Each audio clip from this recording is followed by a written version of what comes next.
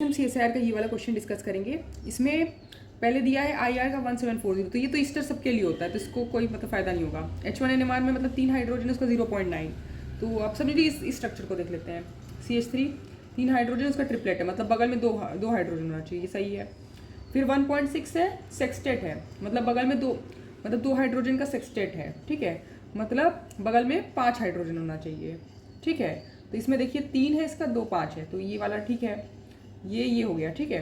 अब है triplet 2 hydrogen का, और ट्रिपलेट तब होगा जब बगल में 2 होना चाहिए। तो यहाँ पे देखिए 2 है, तो इसके बगल यहाँ पे ये 2 हाइड्रोजन का, इसके बगल से ट्रिपलेट हो गया।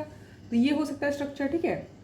अब देखिए इसमें भी ऐसे है, ये इसमें भी ऐसे, तो इन सब से तो कुछ पता नहीं चला, सारे में ऐसा ही है, मतलब यहाँ तक में कुछ पता नहीं चला, चारों में ऐसा ही है। फिर यहाँ 4.6 है, जब डबलेट हो रहा है 2 हाइड्रोजन का। तो अब देखिए 2 हाइड्रोजन कहाँ है जिसका डबलेट आ रहा है। तो अब देखिए यहाँ पे देखते हैं, चलिए ठीक है, यहाँ पे 2 हाइड्रोजन तो नहीं है जिसका डबलेट आएगा, क्योंकि यहाँ 1 हाइड्रोजन है। इस वाले में देखिए, इस वाले में ऐसा हो रहा है कि यहाँ पे 2 हाइड्रोजन है देखिए, और इसका डबलेट भी आएगा क्योंकि बगल में 1 हाइड्रोजन है। तो ये भी ऐसा ही और वो भी सेम स्ट्रक्चर है, तो इन दोनों में से कोई होगा इसका मतलब, क्योंकि यहाँ पे अब ध्यान से देखिए, ये देखिए इसका तो सेम ही है ना सारे का। अब यहाँ देखिए इसके बगल में ये 2 हाइड्रोजन नहीं, 1 ही हाइड्रोजन है, इसके वजह से डबलेट है, यहाँ पे भी 1 ही हाइड्रोजन, तो ये दोनों स्ट्रक्चर है।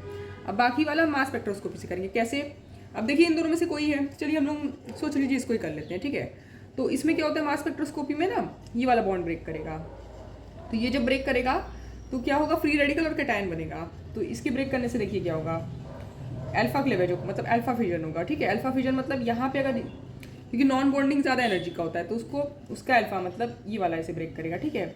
ये ब्रेक करेगा, यहाँ फ्री रेडिकल बनेगा, इधर कैटायन बनेगा, और कैटायन ही डिटेक्ट होता है मास स्पेक्ट्रोस्कोपी में।